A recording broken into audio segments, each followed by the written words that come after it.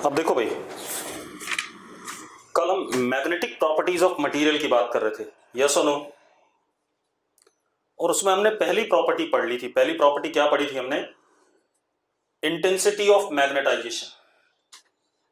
Intensity of magnetisation क्या था कि अगर हम किसी सब्सटेंस को, पहले कोई सब्सटेंस है, कोई भी सब्सटेंस है, ठीक है, उसके अंदर उसके जो एटम्स होंगे उनके खुद के मैग्नेटिक डाइपोल मोमेंट्स होंगे, ये बात बोली थी। मतलब अगर कोई सब्सटेंस है, ध्यान से सुन लो, मैं रिवाइज करा देता हूं। ये कोई सब्सटेंस है, इसके अंदर हर एटम का कुछ ना कुछ मैग्नेटिक डाइपोल मोमेंट होगा।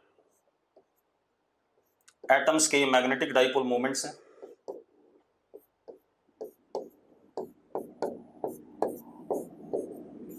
ठीक है। These magnetic dipole moments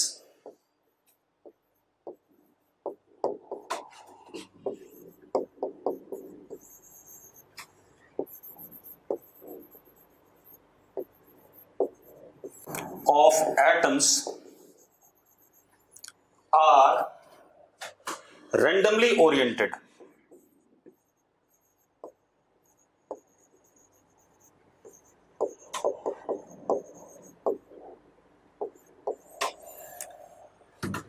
Therefore, magnetic dipole moment of substance is vector sum of magnetic dipole moment of atoms and it comes out to be what? 0. ये बात बोली थी मैंने, यस और नो, ठीक है। ये क्या है? Magnetic dipole moments of atoms, ठीक है, इतनी बात। These are randomly oriented and their vector sum is 0, therefore m of substance is 0, yes और नो, ठीक है। अब मजेदार बात देखो, अगर हम इस सब्सटेंस को एक्सटर्नल मैग्नेटिक फील्ड में रखते हैं तो मैंने बताया था कि these magnetic dipole moments of atoms tend to align in the direction of, क्या कहते हैं, in the direction of external applied magnetic field. ऐसा बताया था कि नहीं बताया था? ठीक है। तो अब कितना अलाइनमेंट हो जाता है, ठीक है, इतनी बात। मतलब अगर हमने एक्सटर्नल में रख दिया, suppose this is B external,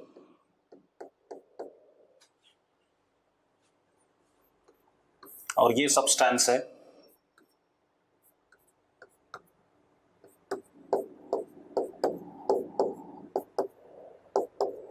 कुछ अलाइनमेंट हो गया, कुछ अभी भी रैंडम है, ठीक है। अगर कंप्लीटली अलाइन हो गया तो उसको कहते हैं सैचुरेटेड कंडीशन में है आपका सब्सटेंस मैग्नेटिकली, क्योंकि और फर्दर अलाइनमेंट पॉसिबल नहीं है, ये भी बताया था मैंने, ठीक है। लेकिन अब कितना अलाइनमेंट हो गया, ठीक है, इतनी बात। अब अगर मैंने कोई वॉल्यूम पकड़ा सब्सटेंस का इतना, ठीक है, इतनी बात, तो magnetic dipole moment of that volume per unit volume is called as I vector, that is intensity of magnetization, कितना मैग्नेटाइज हुआ सब्सटेंस, yes or no। और यहीं से एक बात और आ गई थी कि भाई अगर हम यहां देखें, अगर मैं इसको छोटा सा बार मैग्नेट जैसा ट्रीट करूं, ठीक है, इतनी बात, तो this would be small m into L, और नीचे क्या हो जाएगा? a इंटू एल, तो I is also equal to m upon a, where small m is what? Pole strength of the bar magnet. Now it is clear that pole strength depends upon what? Area of cross section, उसके directly proportional है। दूसरी चीज, material पे भी depend कर रहा है। अब अगर ये मटेरियल ऐसा होता कि अलाइनमेंट कम होता तो ये m की वैल्यू क्या हो जाती? कम हो जाती। अलाइनमेंट ज्यादा होता तो m की वैल्यू क्या हो जाती? ज्यादा हो जाती, यस और नो, ठीक है। तो this is intensity of magnetisation, कितना मैग्नेटाइज हुआ substance when placed in external magnetic field, ठीक है। अब दूसरा ले लेते हैं हम, ठीक है।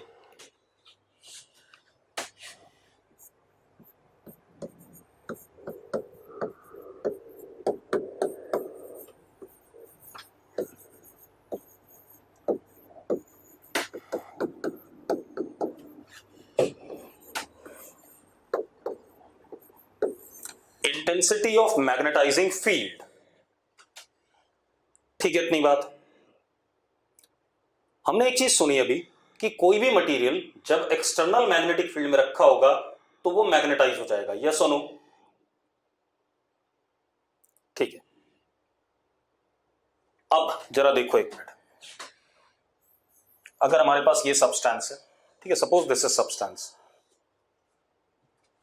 All magnetic dipole moments of substance are randomly oriented, therefore B inside initially is what, 0, yes or no? कोई मैग्नेटिक, भाई m ऑफ सब्सटेंस क्या है, m vector of substance is 0,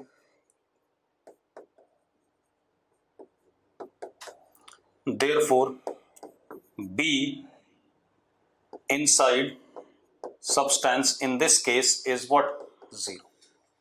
मानते हो या नहीं मानते हो?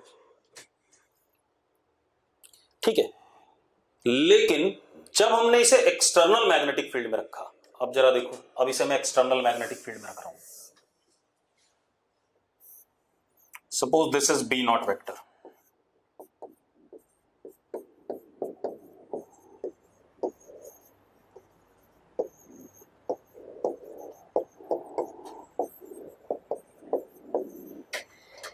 ठीक है। अब एक चीज देखो, अब अंदर कुछ अलाइनमेंट भी हो गया, अलाइनमेंट हो गया तो उसकी वजह से भी मैग्नेटिक डाइपोल्स बन गए, और मैग्नेटिक डाइपोल्स की वजह से मैग्नेटिक फील्ड इस डायरेक्शन में आ गई, सपोज बी एम वेक्टर, कितना आ गया, बी एम वेक्टर, यस और no?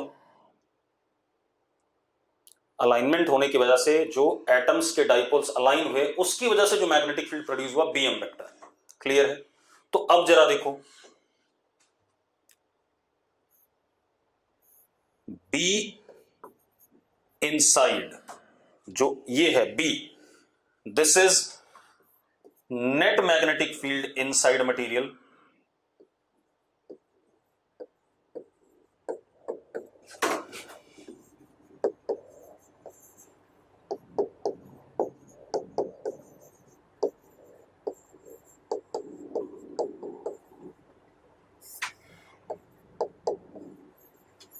now this B vector will be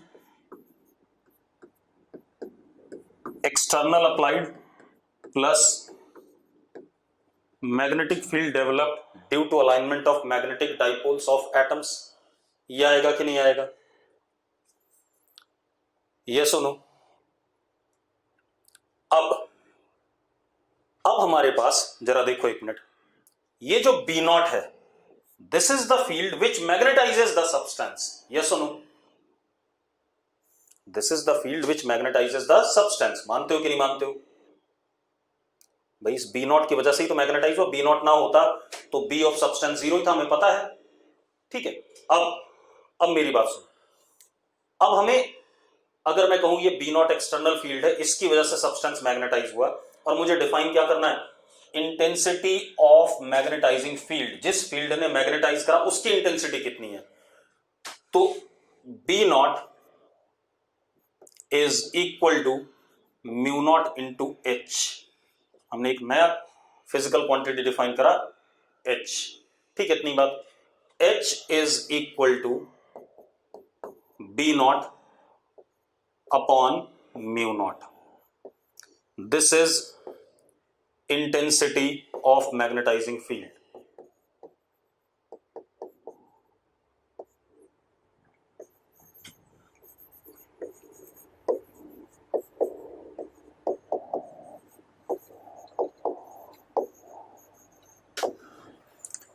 ठीक है भाई, हमने एक नई फिजिकल क्वांटिटी डिफाइन करी, वो कैसे डिफाइन करी भाई, हमने वैक्यूम में external magnetic field B not लगाया, ठीक है, अब ये बी नॉट एक्सटर्नल किसने प्रोड्यूस करा, किसी सिस्टम ऑफ करंट ने प्रोड्यूस करा होगा, यस और नो?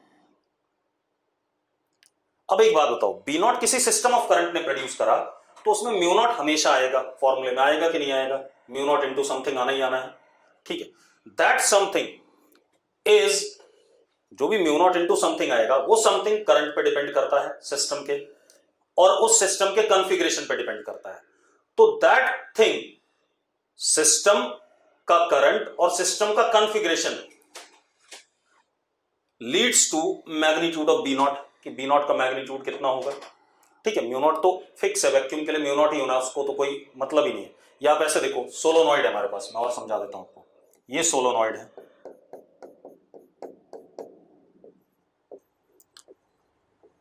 इसके अंदर हम कहीं पर सब्सटेंस रख देते हैं। जरा देखो, सब्सटेंस हमने ये रखा, सपोज सब्सटेंस इज दिस।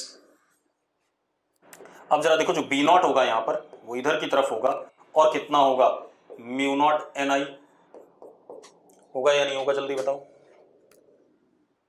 अब जो बी नॉट है वो, उसकी स्ट्रेंथ किस पे डिपेंड कर रही है, स्मॉल एन और आई पे, यानी कि configuration of system and current of system, yes और नो, मानते हो या नहीं मानते हो। तो हमने एक नई क्वांटिटी डिफाइन करी, इंटेंसिटी ऑफ मैग्नेटाइजिंग फील्ड।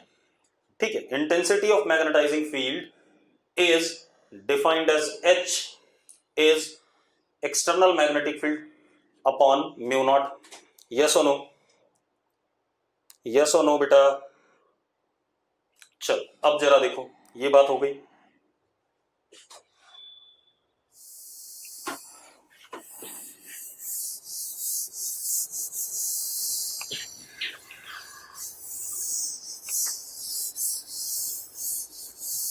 अब जरा देखो, अपने पास क्या है, मान लो हमारे पास ये सब्सटेंस है,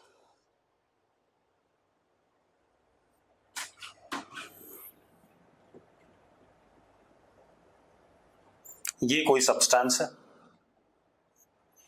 ठीक है, इतनी बात। ये कोई भी सब्सटेंस है हमारे पास, ठीक है, हमने इसमें external magnetic field B naught दे दिया। तो अब जरा देखो, एक तो डेवलप हो गया बी एम, और बी नॉट है ही इस तरफ, या किसी भी तरफ हो सकता है, मुझे मतलब नहीं, बी एम हो सकता है किसी एंगल पे हो, वो आपकी बात की बात है। ठीक है, अभी तो मैं ऐसे ही बना रहा हूं, इसीलिए वेक्टर लिख रहा हूं। अब जो हमारा बी आया अंदर नेट, ये आ गया, यस और no. This B can be written as vector sum of B naught and B M. B M कितना वो मैग्नेटाइज हुआ, ठीक है, इतनी बात। और बी नॉट क्या हुआ, हो गया एक्सटर्नल मैग्नेटिक फील्ड जो हमने लगाई।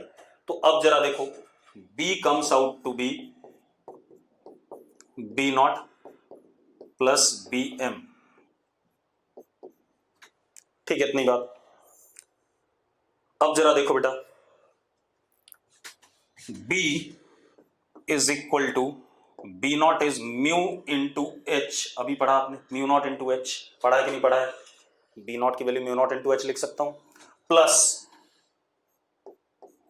म्यू नॉट इंटू आई, जो हमने कितना मैग्नेटाइज हुआ, म्यू नॉट इंटू आई। अरे भाई वो स्पेस कितना मैग्नेटाइज हुआ, ठीक है, इतनी बात, म्यू नॉट इंटू आई, क्योंकि एच और आई सेम क्वांटिटीज हैं, बस एच क्या है जिसकी वजह से मैग्नेटाइज हुआ, और आई क्या है जितना वो मैग्नेटाइज हुआ, यस और नो। ठीक है भाई, अब जरा देखो, ये कहानी आ गई हमारे पास। अब बी, अब देखो, या B is equal to mu naught common H plus I, लिख सकते हैं या नहीं लिख सकते हैं बेटा, लिख सकते हैं या नहीं, जल्दी बताओ। ठीक है, अब आप एक काम करो, एक और क्वांटिटी डिफाइन करते हैं, ठीक है, यहीं पर लिखो जरा, मैग्नेटिक ससेप्टिबिलिटी। मैग्नेटिक ससेप्टिबिलिटी लिख लिया सबने, मैं लिख देता हूं,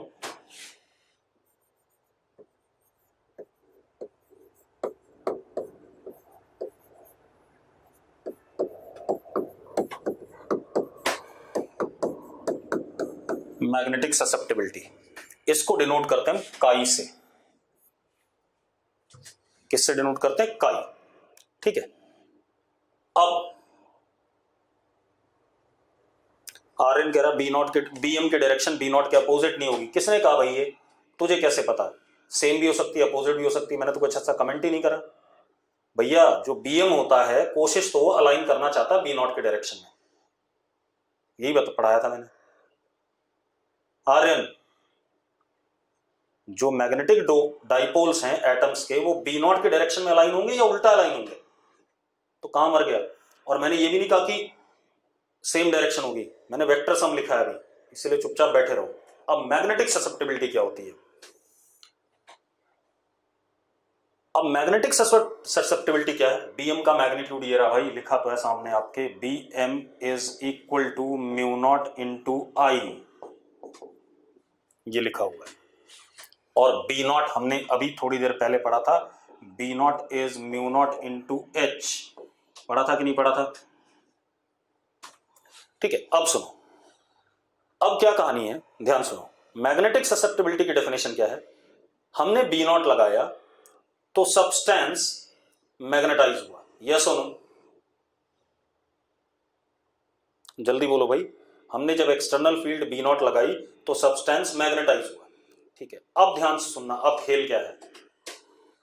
ratio of intensity of magnetization to that of intensity of magnetizing field, मतलब कितना मैग्नेटाइज हुआ पर यूनिट जो हमने मैग्नेटाइजिंग फील्ड लगाई।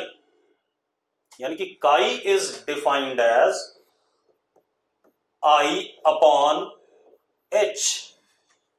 आई हो गया वो मैग्नेटाइज कितना हुआ, और एच क्या हो गया, कितना हमने मैग्नेटाइजिंग फील्ड लगाया था, यस और नो।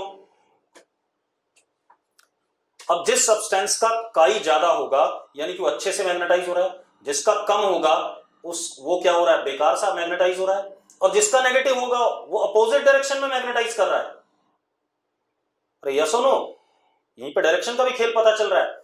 अगर काई बड़ा है तो इसका मतलब ज्यादातर डाइपोल्स अलाइन कर गए, ठीक है, इतनी बात। अगर काई छोटा है तो डाइपोल्स प्रॉपर्ली अलाइन नहीं किए, और अगर काई नेगेटिव है तो डाइपोल्स उल्टे अलाइन हो गए भाई, ठीक है, इतनी बात। अब सुनो, ये कहानी आ गई हमारे पास, अब यहीं पर ध्यान देते हैं। ठीक है, म्यू नॉट क्या होता है, mu not is permeability, magnetic permeability, ठीक है, permeability of free space vacuum और एयर। हालांकि वैक्यूम के लिए होता है, एयर के लिए थोड़ा सा अलग होगा, लेकिन लगभग सेम, जैसे हमने एप्सिलॉन नॉट की बात करी थी। अब हम परमिबिलिटी किसी मीडियम की डिफाइन करना चाहते हैं, ठीक है, इतनी बात। अब यहीं पर देखो इस इक्वेशन को, ठीक है, मैं स्केलर फॉर्म में लिख लेता हूं, B is equal to mu naught H common 1 plus I upon H, ठीक है, इतनी बात, 1 plus I upon H। I upon H is what, chi, तो क्या हो जाएगा, B is equal to mu naught H 1 plus chi, B upon H। अच्छा एक बात बताओ, काई is what, unitless and dimensionless, क्योंकि दोनों चीजें सेम ही है, I और H, यूनिटलेस एंड डायमेंशनलेस।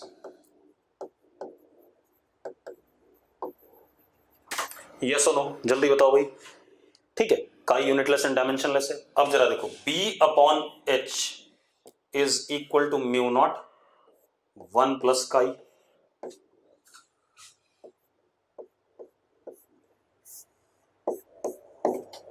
हाँ या ना। अब B upon H net magnetic field पर unit magnetizing field is defined as what, permeability of medium, permeability of medium. तो जरा मिटा देते हैं इस चीज को सबको, चलो अगला पेज ले लेते हैं, या यहीं मिटा देते हैं। अब जरा देखो, permeability mu,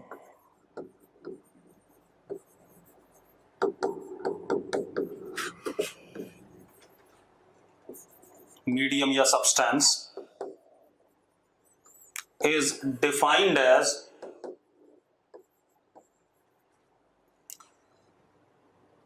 ratio of net magnetic field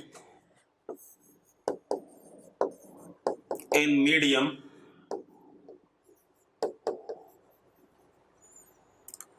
to that of magnetizing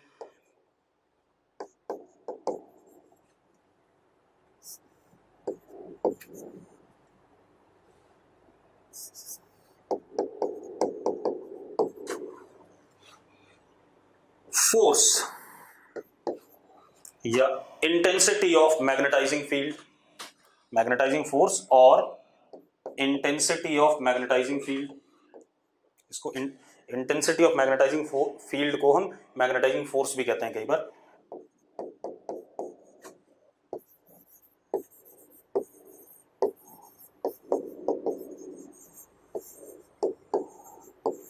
ये आ गया, क्लियर भाई सबको। तो अब ये क्या हो गया, B अपॉन एच क्या हो गया, mu is equal to mu naught 1 plus chi. आ गया कि नहीं आ गया, जल्दी बोलो, आ गया। अब mu upon mu not is what, relative permeability. Mu upon mu not will be what, relative permeability of the medium. तो यहीं पर हमारे पास क्या आ गया, इसी को थोड़ा सा और अच्छा लिख देते हैं, mu R is equal to 1 plus chi and mu R is, चलो यहां लिख देते हैं,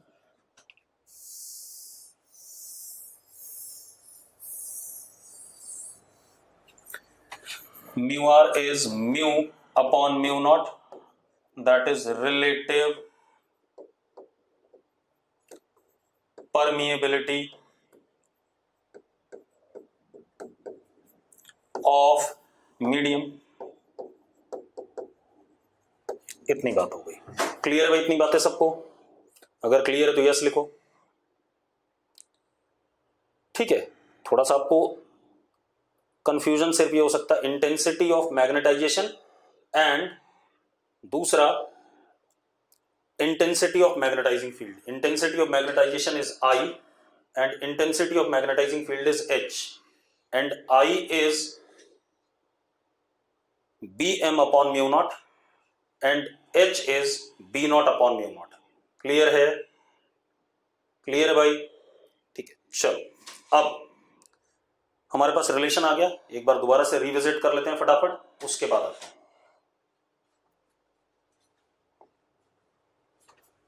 ध्यान से देखो,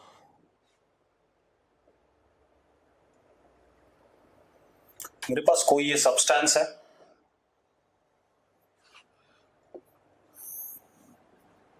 ठीक है, ये Bm आया जब हमने एक्सटर्नल B नॉट लगाया। अब जो नेट मैग्नेटिक फील्ड आई अंदर,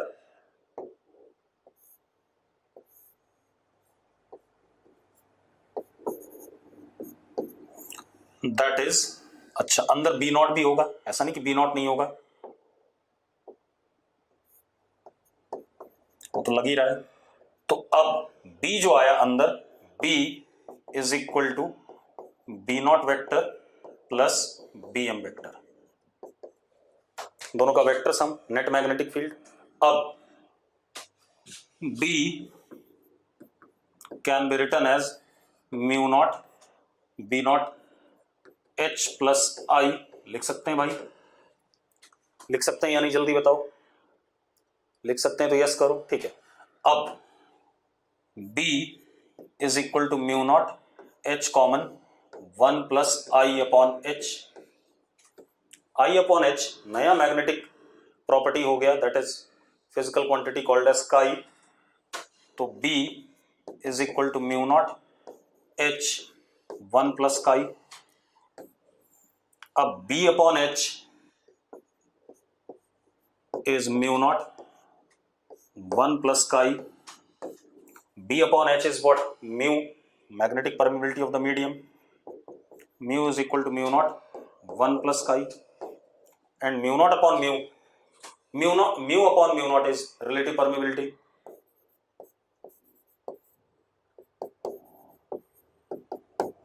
ये हमारा सारा खेल हो गया। यस और नो, यस और नो, जल्दी बोलो भाई, क्लियर है? अब इसके बाद बात करते हैं बेटा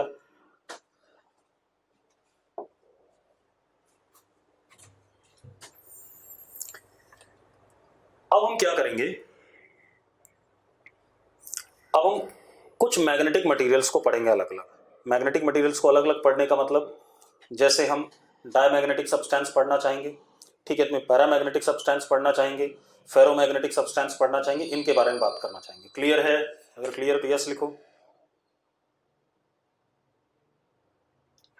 ठीक है भाई, तो अब लिखो जरा क्लासिफिकेशन ऑफ मैग्नेटिक मटेरियल्स।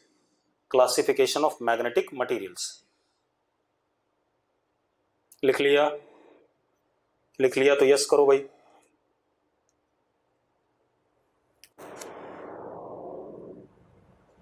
ठीक है, अब इसमें सबसे पहले लिखो डायमैग्नेटिक मटेरियल। डायमैग्नेटिक मटेरियल, ठीक है। अब सबसे पहले डायमैग्नेटिक मटेरियल देखते हैं। डायमैग्नेटिक मटेरियल की सबसे पहली प्रॉपर्टी तो यह है कि भाई जो हमारे पास डायमैग्नेटिक मटेरियल के एटम्स होते हैं, क्या होते हैं? एटम्स, उनमें अनपेयर्ड इलेक्ट्रॉन्स अवेलेबल नहीं होते शेल्स में। मतलब electrons are always available in form of paired format, yes और नो? और अगर अनपेयर्ड अवेलेबल नहीं होते, पेयर्ड होते हैं, तो जो भी पेयरिंग वाले दो इलेक्ट्रॉन्स हैं उनके मैग्नेटिक डाइपोल मोमेंट्स एक दूसरे को आपस में क्या करते हैं? कैंसिल आउट कर देते हैं। मैग्नेटिक डाइपोल मोमेंट को आपस में क्या कर देते हैं? कैंसिल आउट कर देते हैं। इसका मतलब इंडिविजुअल एटम के पास भी, ठीक है, इतनी बात, इंडिविजुअल एटम के पास भी कोई मैग्नेटिक डाइपोल मोमेंट नहीं है। मेरी बात समझ में आई? इंडिविजुअल एटम के पास, जो भी हमारे पास एटम्स हैं डायमैग्नेटिक मटेरियल के, उनके एटम्स के पास भी मैग्नेटिक डाइपोल मोमेंट नहीं है, यस और नो? तो चलो सबसे पहले लिखो जरा, लिखो such materials in which individual atoms does not possess magnetic dipole moment because of paired electrons present in their subshell, because of presence of paired electrons in the subshell। कोई दिक्कत है भाई? मेरी बात समझ में आ गई? ठीक है। अब मतलब अभी तक तो मैं कहता था कि मैग्नेटिक डाइपोल मोमेंट्स एटम्स के रैंडमली ओरिएंटेड है, तो उनका सबका सम जीरो आ जाएगा। लेकिन मैं यहां क्या कह रहा हूं कि एटम्स के पास ही नहीं है भाई, तो सब्सटेंस का तो अपने आप क्या होगा? जीरो होगा, यस और नो? ठीक है, तो अब अगर मेरे पास कोई डायमैग्नेटिक सब्सटेंस है,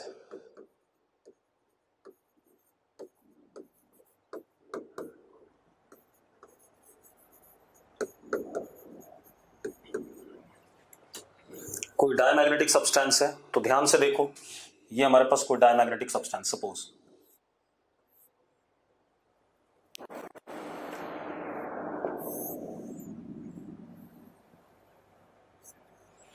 ठीक है, मैंने क्या कहा? m of atom is zero. बोल रहा हूं कि नहीं बोल रहा हूं? m of atom is zero, so m of substance is also zero, क्योंकि जीरो का वेक्टर सम करके जीरो ही आएगा भाई। ठीक है, अब एक्चुअल में कैसे होता है? अगर मैंने कोई एटम पकड़ा इसके अंदर, सपोज मैंने ये एटम पकड़ा एक, तो इस एटम में मैंने क्या दिया? जो इलेक्ट्रॉन्स पेयर्ड हैं उनका एक का मैग्नेटिक डाइपोल मोमेंट इधर की तरफ है और एक का राइट है, एक का लेफ्ट है। कह सकता हूं या नहीं कह सकता हूं? सेम दूसरा जो है उसके साथ भी ऐसी कहानी मान लेते हैं, जितने भी हैं सबके साथ ऐसी कहानी, कैंसिल आउट कर रहे हैं, कोई दिक्कत है भाई इसमें? ऐसा कुछ होगा या नहीं होगा, जल्दी बताओ। अब खेल क्या है, अब अगर हम इसको एक्सटर्नल मैग्नेटिक फील्ड में रखते हैं, किस में रखते हैं? एक्सटर्नल मैग्नेटिक फील्ड में, तो क्या होगा? ये बड़ा एक कहानी सी आती है। यस और नो? आपने केमिस्ट्री में पढ़ा हुआ है शायद, पढ़ा या नहीं पढ़ा है? मैं पूछ रहा हूं भाई, केमिस्ट्री में आपने डायमैग्नेटिक सब्सटेंस को जब एक्सटर्नल मैग्नेटिक, यहां तक तो आपने केमिस्ट्री में पढ़ा है जो मैंने बताया अभी तक आपको, यस और नो? ठीक है। अब अगर मैं इस डायमैग्नेटिक सब्सटेंस को एक्सटर्नल मैग्नेटिक फील्ड में रखता हूं तो क्या होगा, ये बताओ मुझे। किशा ने कहा रिपेल करेगा, हार्दिक कह रहा रिपेल करेगा, और कोई रीजन बताना चाहता है कि ये रिपेल होता है। तो हर्षित ने एक बात बोली कि भैया ये ऐसा कुछ हो जाता है,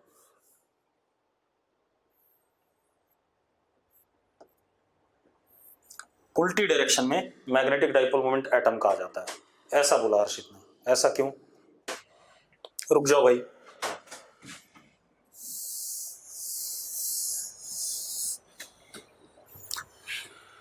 तो ये बात तो क्लियर थी कि अगर डाइपोल को डायमैग्नेटिक सब्सटेंस को देखें हम, तो M of atom is zero as well as M of substance is zero. ठीक है, इतनी बात। अब मैं क्या कह रहा हूं, now if diamagnetic substance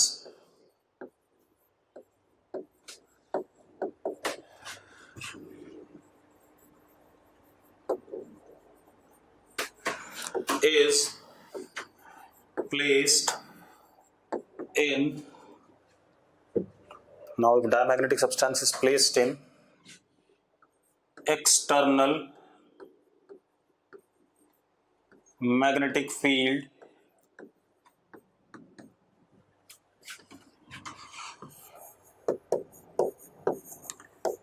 B not, तो क्या होगा?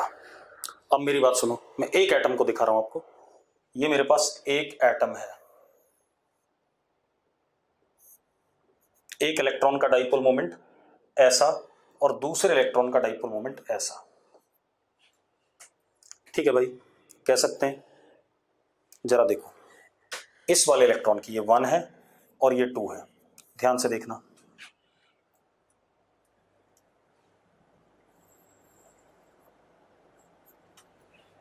वन वाला इलेक्ट्रॉन ऐसे घूम रहा होगा, ऐसे घूम रहा होगा, तो करंट ऐसे आएगा इसमें, यस और नो? भाई वन वाला इलेक्ट्रॉन ऐसे चक्कर काट रहा होगा तो करंट उल्टा आएगा उसमें। करंट उल्टा आएगा तो मैग्नेटिक डाइपोल मोमेंट ऐसे बनेगा कि नहीं बनेगा, जल्दी बता दो मुझे। आएगा कि नहीं आएगा, यस और नो? ठीक है, ठीक है। इलेक्ट्रॉन चक्कर कैसे काट रहा है? ऐसे। चलो ऐसा करते हैं, हम ऐसे ना दिखाते हैं, हम मान लेते हैं एक एटम का एक मैग्नेटिक डाइपोल मोमेंट बाहर और एक अंदर, पेयर्ड थे, दोनों बराबर थे, कैंसिल आउट कर गए। क्लियर है बेटा? ये अंदर हो गया, ये बाहर हो गया। ठीक है, इतनी बात। कोई दिक्कत है इसमें? मैं दूसरे तरीके से दिखा देता हूं आपको, कोई इशू है? ठीक है। अब जिसका बाहर आ रहा है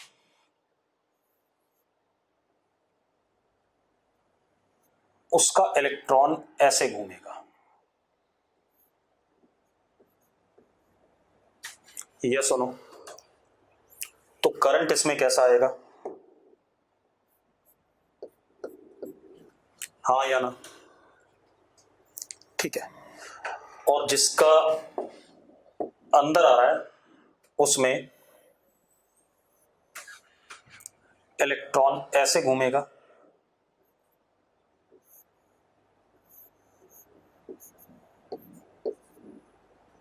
और करंट उल्टा ऐसे, तो अंदर आ जाएगा, यस और नो? अब एक काम करो भाई, आपने इसको एक्सटर्नल मैग्नेटिक फील्ड में रख दिया। सपोज मैग्नेटिक फील्ड ये रहा, चलो डॉट वाला ले लेते हैं।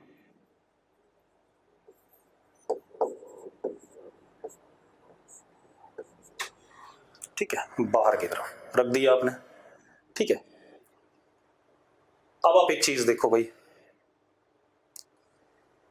एक कंसेप्ट अभी हमने पढ़ा नहीं है, दैट इज लेंज लॉ। वो हम इलेक्ट्रोमैग्नेटिक इंडक्शन में पढ़ते हैं, ध्यान सुनना। लेंज लॉ क्या कहता है कि भाई अगर इफ मैग्नेटिक फ्लक्स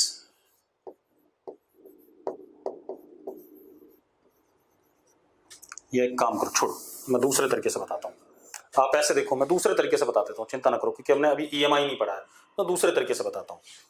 देखो बी कैसा है, बाहर की तरफ है बाहर की तरफ बी बाहर की तरफ है, ठीक है, इतनी बात। तो अब आप एक चीज देखो, अगर बी बाहर की तरफ है तो क्या हो रहा होगा, इसमें फ्लक्स बढ़ गया। अच्छा, फ्लक्स पे ही जाना पड़ेगा, या कोई और तरीका लगा सकते हैं, मैं फ्लक्स पे नहीं जाना चाहता, विदाउट गोइंग इनटू फ्लक्स मैं ऐसा करना चाहता हूं, क्योंकि अभी हमने मैग्नेटिक फ्लक्स नहीं पढ़ा है। रुको,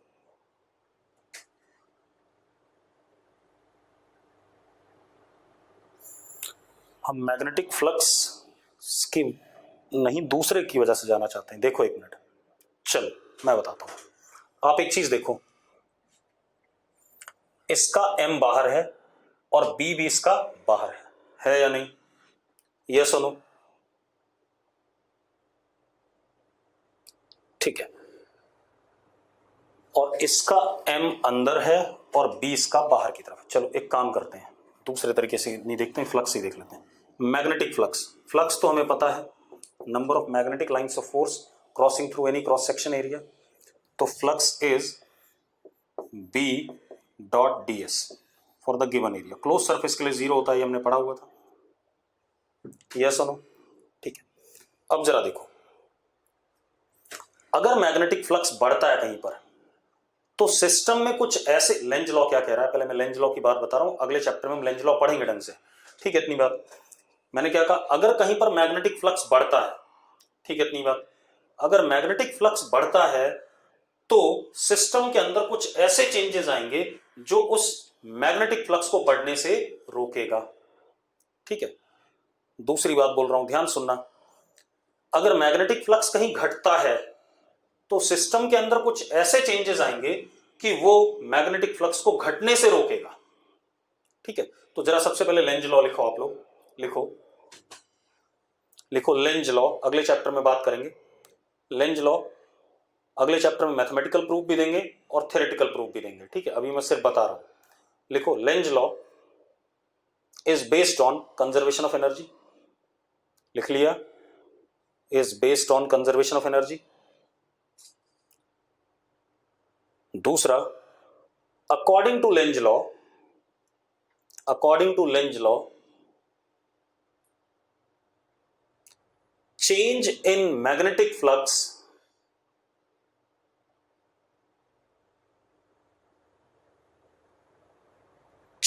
magnetic flux is opposed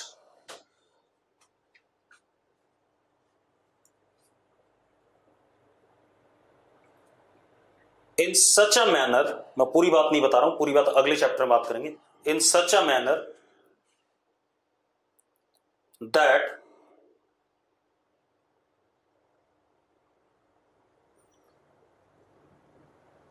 या हम ये कहें, change in magnetic flux is opposed by cause producing it, by cause producing it, change in magnetic flux is opposed by cause producing it. Clear है भाई? अब जरा देखो एक मिनट, अब ध्यान सुनना, ये बी नॉट बाहर की तरफ है, ये हमारा लूप है, ये बी नॉट अचानक आया, तो इस रीजन में फ्लक्स बाहर की तरफ क्या कर गया, बढ़ गया कि नहीं बढ़ गया? जल्दी बताओ भाई।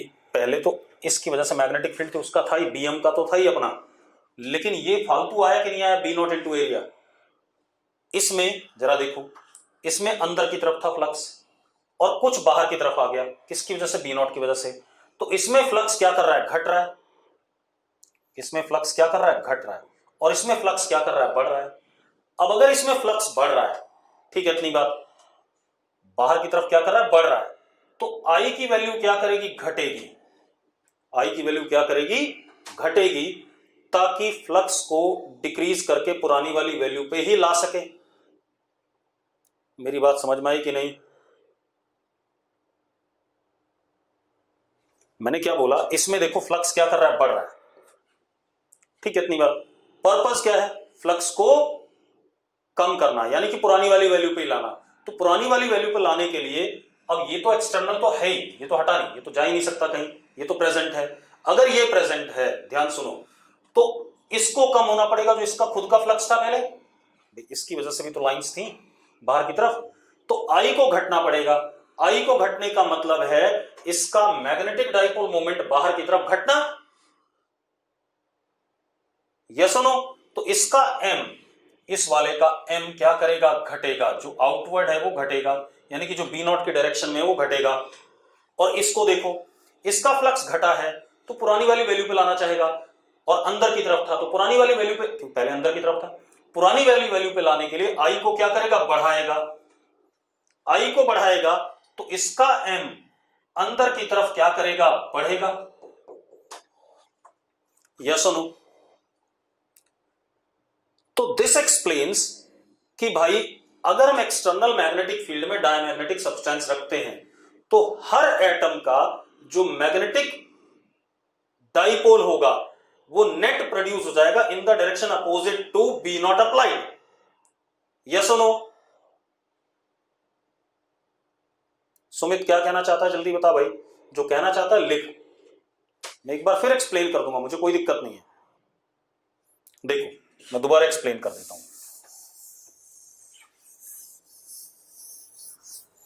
देखो भाई, ये एक लूप है, इसमें करंट ऐसा है, इलेक्ट्रॉन गोल चक्कर काट रहा है, तो इसका एम बाहर की तरफ आ गया और फ्लक्स भी इसका खुद का बाहर की तरफ है, मैग्नेटिक फील्ड तो है। दूसरा लूप है, सेम करंट ऐसा है,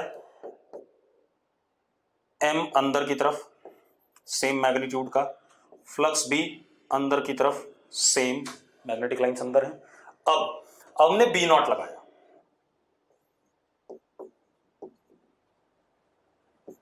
बाहर की तरफ, तो अकॉर्डिंग टू लेंज लॉ, जरा देखो इसमें, इस वाले में फ्लक्स बढ़ रहा है कि नहीं बढ़ रहा है बाहर की तरफ, ऊपर वाले में बाहर की तरफ बढ़ रहा है कि नहीं बढ़ रहा है, जल्दी बताओ मुझे, यस और नो?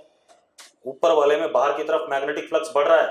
अगर बाहर की तरफ मैग्नेटिक फ्लक्स बढ़ रहा है ऊपर वाले में, तो ये तो हमेशा प्रेजेंट ही, ये तो गायब ही नहीं हो रहा है।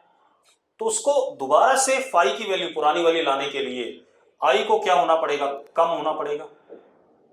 आई को कम होना पड़ेगा तो एम घटेगा, मतलब magnetic dipole moment of an electron, मतलब पेयर्ड इलेक्ट्रॉन है दो, उनमें से एक का जो बी के डायरेक्शन में था एक्सटर्नल वाले के, वो घटेगा। और इसके साथ देखो अंदर की तरफ फ्लक्स क्या कर गया, घट गया, क्योंकि बाहर की तरफ भी आ गया कुछ, अंदर की तरफ घट गया, तो अंदर की तरफ बढ़ाने के लिए आई की वैल्यू क्या करेगी, बढ़ेगी। आई की वैल्यू बढ़ेगी तो एम क्या करेगा, बढ़ेगा, तो अपोजिट वाला एम क्या करेगा, बढ़ेगा, यस और नो? ठीक है, अब आ जाते हैं मेन काम में। अब जरा देखो, अब अपने पास ये सब्सटेंस है डायमैग्नेटिक,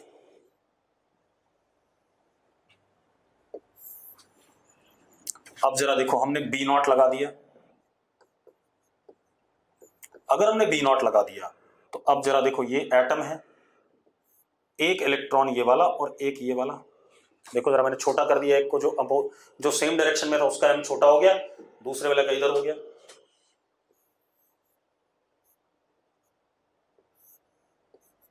ऐसा हो गया कि नहीं हो गया? इसका मतलब जो बी एम होगा मैग्नेटाइजेशन, वो अपोजिट डायरेक्शन में हो रहा है या नहीं हो रहा, जल्दी बताओ मुझे, यस और नो? अब जो मटेरियल मैग्नेटाइज हो रहा है, it is in opposite direction to the applied magnetic field. तो अब जो बी नेट आएगा यहां पर, B net is B naught minus B M, या वेक्टर साइन लोगे तो माइनस लगाने की जरूरत नहीं है, ठीक है, इतनी बात, आप वेक्टर ले लो, वो अपने आप 180 डिग्री पर है, यस और नो? अरे बात समझ में आ रही कि नहीं आ रही? अब एक और मजेदार बात, अगर इसी को ध्यान से देखो तो अब अगर हम सिर्फ बीएम चेक करें, ठीक है, बीएम चेक करें तो इधर की तरफ m डायरेक्ट हो गया नेट। अब इसका m जो हो गया डायमैग्नेटिक सब्सटेंस का किधर की तरफ डायरेक्ट हो गया, लेफ्ट साइड में, लेफ्ट साइड में हो गया, तो ये नॉर्थ जैसा अपीयर करेगा क्योंकि लाइंस अब ऐसे निकल के ऐसे वापस आएंगी, ये नॉर्थ और ये साउथ।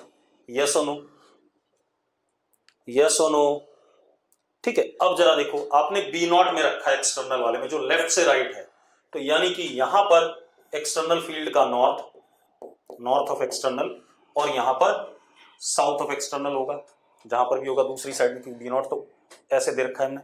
तो ये नॉर्थ इस नॉर्थ को रिपेल कर रहा है कि नहीं कर रहा, जल्दी बताओ, क्योंकि पास में आमने सामने नॉर्थ आ गए कि नहीं आ गए।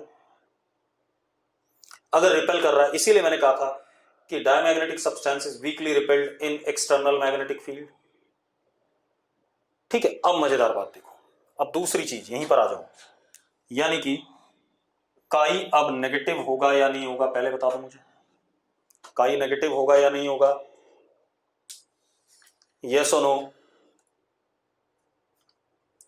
चलो, अब ये सारी कहानी क्लियर हो गई, ठीक है। अब कुछ चीजें लिख लेते हैं प्रॉपर्टीज में, ठीक है। तो क्यों अपोजिट डायरेक्शन में m आया, इसका नेट m जो इस सब्सटेंस का आया वो अपोजिट डायरेक्शन में आया मैग्नेटाइज होने के बाद, तो नेट मैग्नेटिक फील्ड अंदर क्या हो गई, इन दोनों का vector some, which would be, यहां पर b is less than b not, मानते हो या नहीं मानते हो, b is less than b not, yes और नो, ठीक है। अब म्यू आर इज 1 प्लस काई हमने पढ़ा हुआ है ना, अभी सारी बातें आ जाएंगी।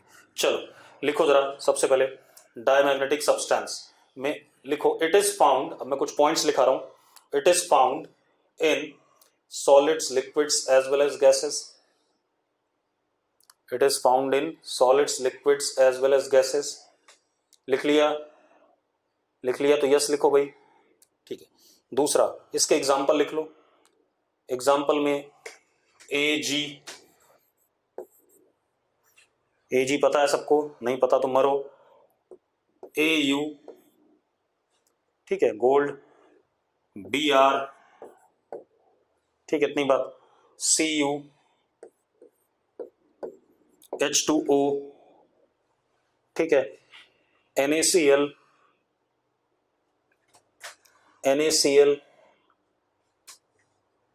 Antimony, etcetera.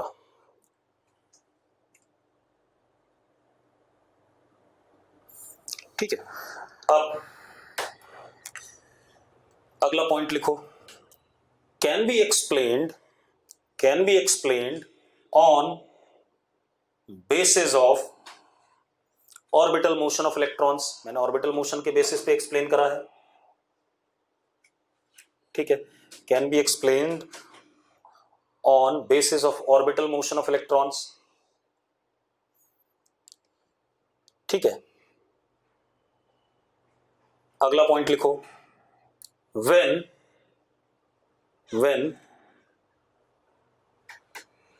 diamagnetic substance is placed in external magnetic field,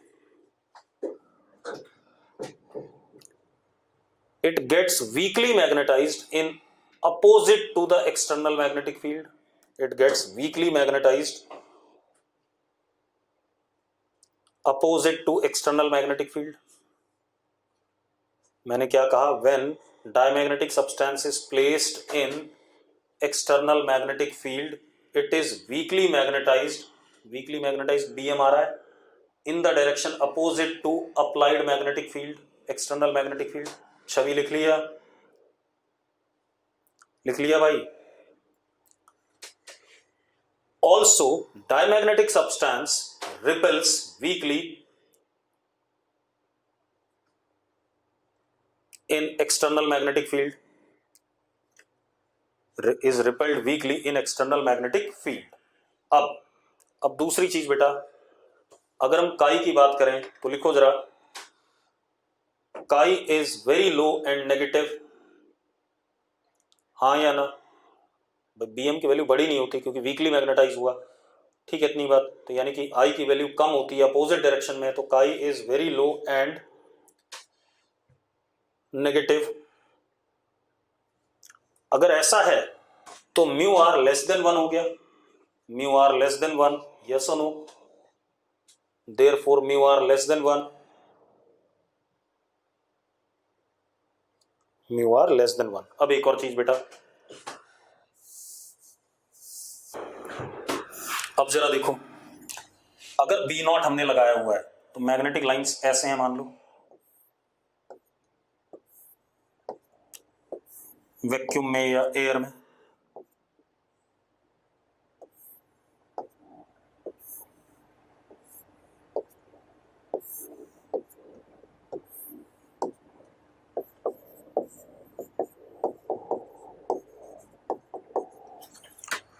मतलब इतनी मैग्नेटिक लाइंस हैं। अब अगर कहीं पर इसी बी नॉट में एक डायमैग्नेटिक मटेरियल आ जाए बेटा,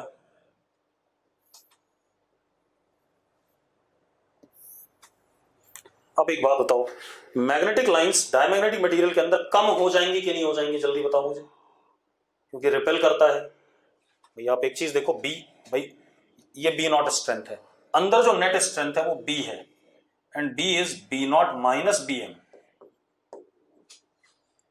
हाँ या ना? तो मैग्नेटिक लाइंस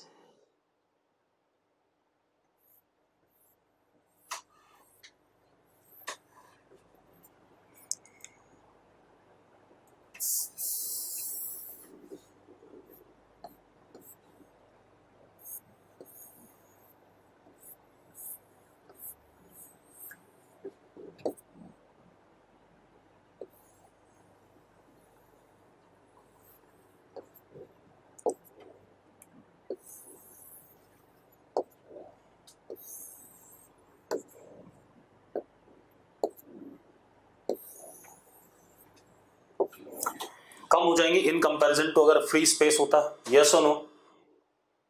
ठीक है, तो लिखो जरा, magnetic lines are repelled and are small in magnitude inside diamagnetic material, are small in magnitude inside diamagnetic material, yes or no? Magnetic susceptibility diamagnetic substance की टेम्परेचर पे डिपेंड नहीं करती। एक्चुअल में आप देखो, यहां पर मैग्नेटिक डाइपोल्स इंडिविजुअल एटम के तो है नहीं, अगर इंडिविजुअल एटम के मैग्नेटिक डाइपोल होते और हम टेम्परेचर बढ़ाते तो रैंडमनेस ज्यादा होती, ठीक है, इतनी बात। लेकिन यहां पर क्या है, यहां पर मैग्नेटिक डाइपोल इंडिविजुअल एटम के है ही नहीं। अगर मैग्नेटिक डाइपोल्स इंडिविजुअल एटम के नहीं है तो कोई फर्क ही नहीं पड़ता यार, तब तो कहानी खत्म है, ठीक है, इतनी बात। अगर इंडिविजुअल एटम के नहीं है तो आप टेम्परेचर बढ़ाओ या घटाओ, आप रैंडमनेस ला ही नहीं सकते, ठीक है, इतनी बात। तो लिखो जरा, magnetic susceptibility of diamagnetic substance do not depend on temperature, do not depend on temperature. मतलब अगर ग्राफ बनाऊं मैं काई और टी का, ये टी है और ये काई है, तो it would be somewhat like this. हाँ, नेगेटिव जरूर होगा क्योंकि काई नेगेटिव है, स्लाइटली बहुत छोटा होगा और नेगेटिव होगा। तो एक काम करो, इसे नीचे बना दो, ज्यादा बेटर रहेगा।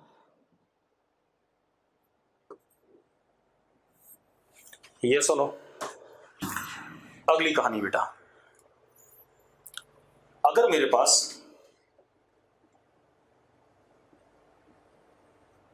कोई यूट्यूब है,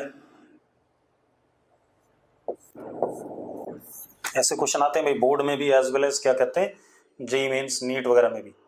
ये एक यूट्यूब है हमारे पास,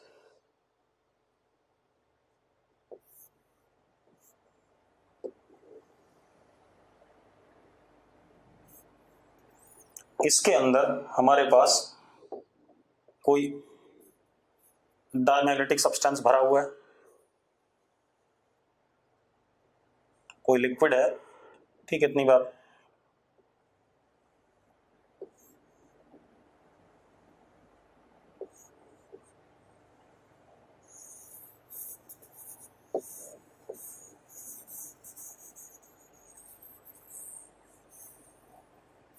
तो अब अगर हम कुछ नहीं करते तो दोनों साइड लेवल क्या होगा, सेम होगा, यस और नो? दोनों साइड लेवल सेम होगा या नहीं, जल्दी बोलो। दोनों साइड लेवल सेम होगा। अब आप एक चीज देखो, अगर मैं यहां पर एक बार मैग्नेट का नॉर्थ और इधर बार मैग्नेट का साउथ ला देता हूं इस वाली लेफ्ट वाली आर्म में, तो मैग्नेटिक फील्ड बी नॉट ऐसे हो गई कि नहीं हो गई, जरा बताओ, यस और नो। अब ये पिंक वाला क्या था, डायमैग्नेटिक सब्सटेंस, मैग्नेटिक लिक्विड। अब ये क्या करेगा, रिपेल करेगा, यहां से रिपेल करेगा, तो जरा देखो, चलो यही बना देते हैं। होगा क्या, यहां पर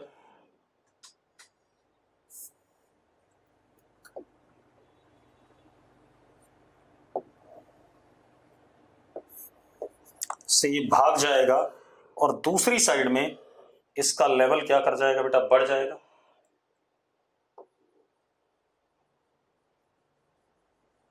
यही तो पढ़ा हमने कि diamagnetic substance is weekly repelled in external magnetic field, yes और नो, पक्का क्लियर है। ठीक है, सेम वे एक और एग्जांपल ले लेते हैं। हमारे पास ये एक ट्रे है, इसमें कोई लिक्विड है,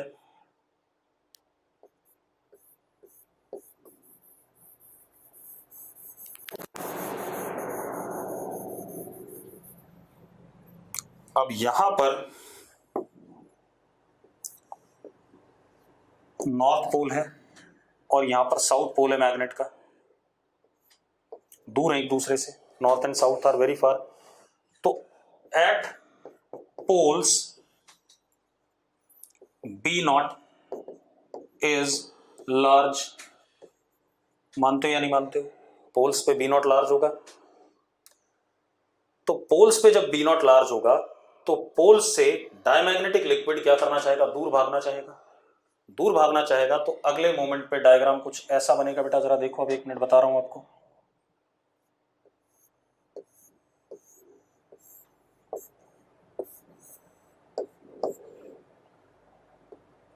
liquid in pink colour,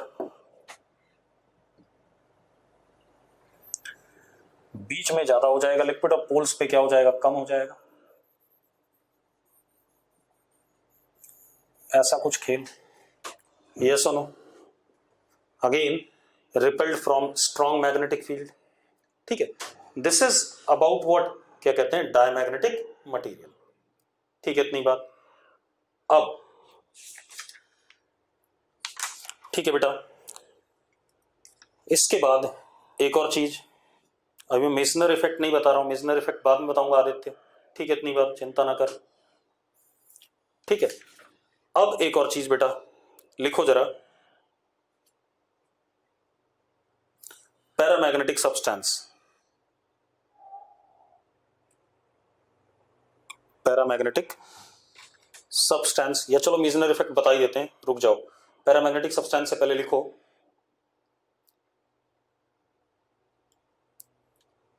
magnetic shielding, या रहने दो, बाद में लिखेंगे मेसनर, पैरामैग्नेटिक सब्सटेंस लिखो, मेसनर इफेक्ट बाद में लिखो जरा। अब लिखो पैरामैग्नेटिक सब्सटेंस। अब पैरामैग्नेटिक सब्सटेंस में क्या होता है, all individual atoms, all individual atoms, all individual atoms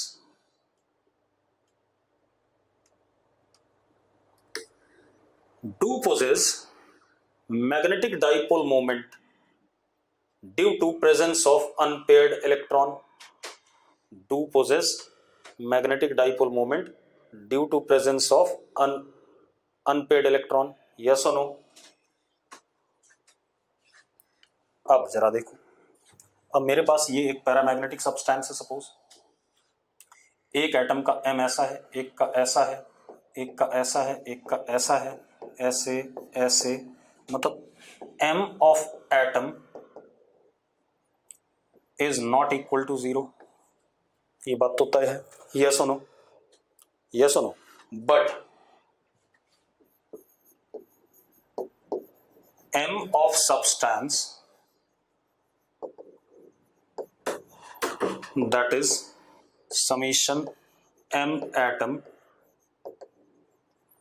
is 0 due to random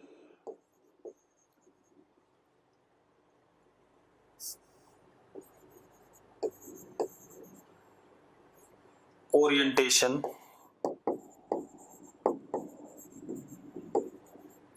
of m of atom, yes or no, yes और नो भाई, ठीक है, इतनी बात हो गई। इस वजह से m ऑफ सब्सटेंस इज 0, ठीक है। अब अगर हम इस सब्सटेंस को एक्सटर्नल मैग्नेटिक फील्ड में रखते हैं तो क्या होगा, तो लिखो जरा, लिखो, now if paramagnetic substance, now if paramagnetic substance is placed in external magnetic field, then magnetic dipole moments of atoms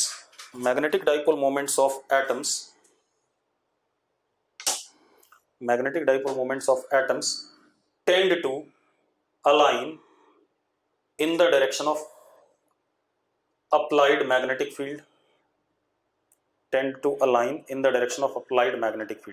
yes or no, कि टॉर्क लगेगा, अलाइन करना चाहेंगे, ठीक है। चलो इसके बारे में हम कल बात करेंगे, क्लियर है, ठीक है भाई, कल बात करेंगे, इसको और फेरोमैग्नेटिक को खत्म करेंगे।